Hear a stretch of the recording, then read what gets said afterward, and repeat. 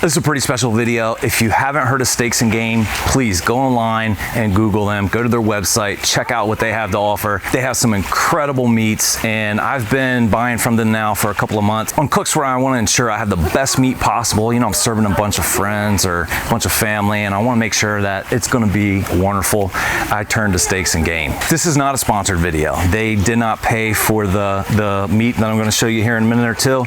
This is just me telling you where I've had some great results in case you need to make sure you get the perfect piece of meat. Steaks and Game. Steaks and Game did offer to give all the viewers of DeMarva Backyard a 10% discount, so that's pretty awesome. I'm going to put that code down below in the description, so make sure you check that out.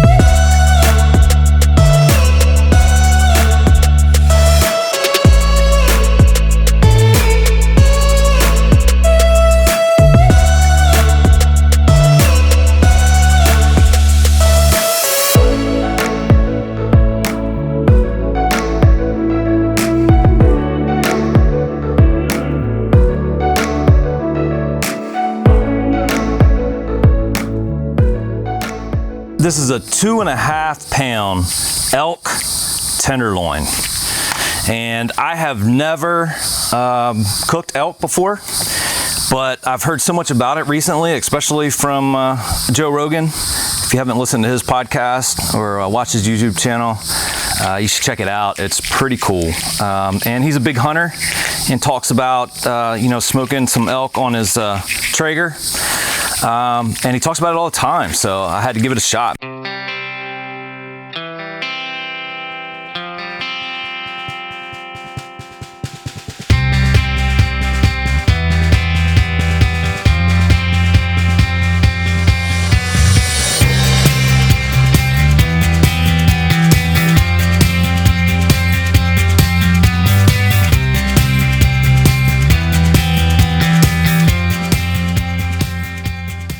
This is a 2.5 pound elk tenderloin. So what I'm looking for is anything that I think is silver skin, like this, or anything that doesn't look like it's gonna cook properly. You know, it's gonna burn. It's kind of a hanging off there kind of thing.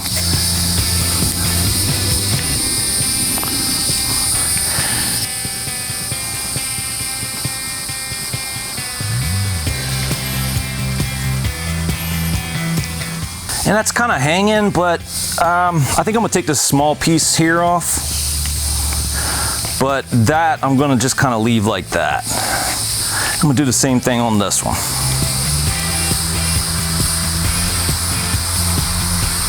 I'm gonna season it with a little Texas beef from Cosmo Q.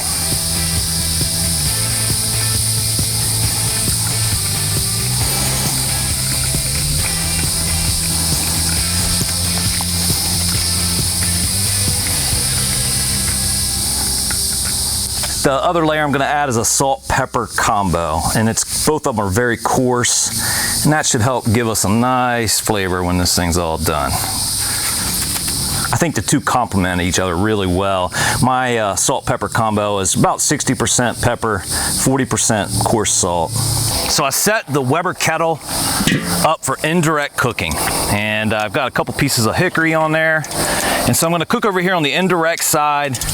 And until we get them up to temperature a little bit, just nice and slow, get some smoke, some flavor on them. And then I'll go ahead and sear them on the direct side.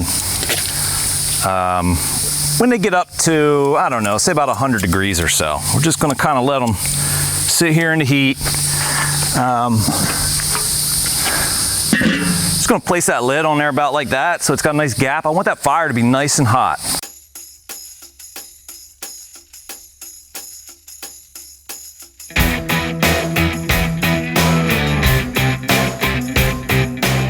So I've had deer, but my wife's not a big fan of deer, so I'm not sure she's real tickled about the elk. The elk is, you know, kind of in between venison and beef. From what I've heard, I have no idea, and so that's why I'm excited to kind of try it out. I'm not sure my wife will eat any, but I know me and my son will devour it, and it looks delicious. We kept it simple with the seasoning, you know, kind of like I would just do a steak. We're just looking at salt, pepper, a little bit of garlic, and you know, throw it on the Weber kettle. That's one of the best places in the world to cook a steak, in my opinion.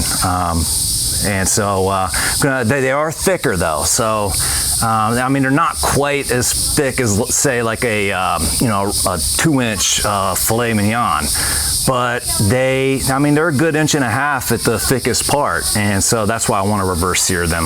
I want to get the middle up to about 135, and then I want to put a nice sear on the outside, but I don't want to burn it. So I'm trying to take this delicately, and hopefully this is going to turn out really nice. All right, so they're about 110 degrees, and now I'm going to go ahead and sear them.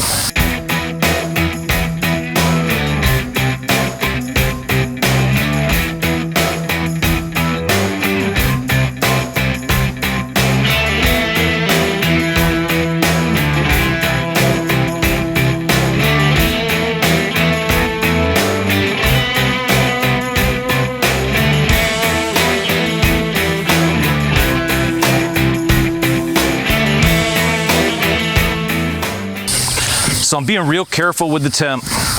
You know, I'm trying to pull them off exactly when they hit that 135 area. You can pull them off a little sooner if you were looking to go like a medium rare. I'm trying to get them pretty close to medium.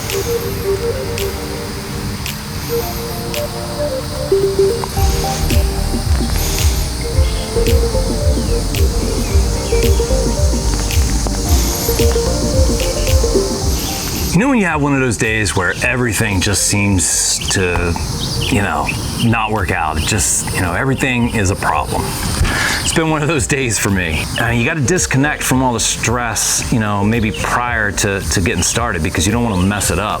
It'll just make things worse. But this is awesome. My day has turned around, and it's time to try some of this elk tenderloin. You see how juicy this is? And you won't be able to see it on camera because it's a darker meat to start with, but there's a nice smoke ring going around the outside edge of this thing. And you can see it clearly in person. Probably a little hard to see on camera.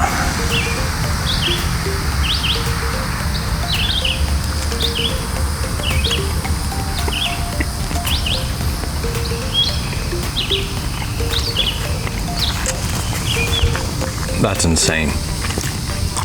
Either I just picked the absolute best piece on this entire cutting board,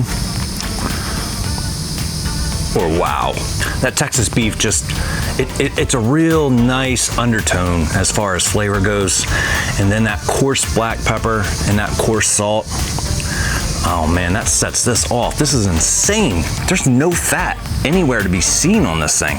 If you cook a ribeye on the grill, I mean, there's a fine balance between, you know, trying to get it just to the right temperature where your fat is rendering, but you're not going past that nice tender, you know, medium rare temp. It looks like this elk is much more forgiving. Although, I mean, I think I nailed it as far as temperature. I let it rest for about 15 minutes, but it's just so lean. It's like a perfect filet mignon. I mean, there's no fat. Let me try another piece, make sure. I'm gonna try one off of this side here.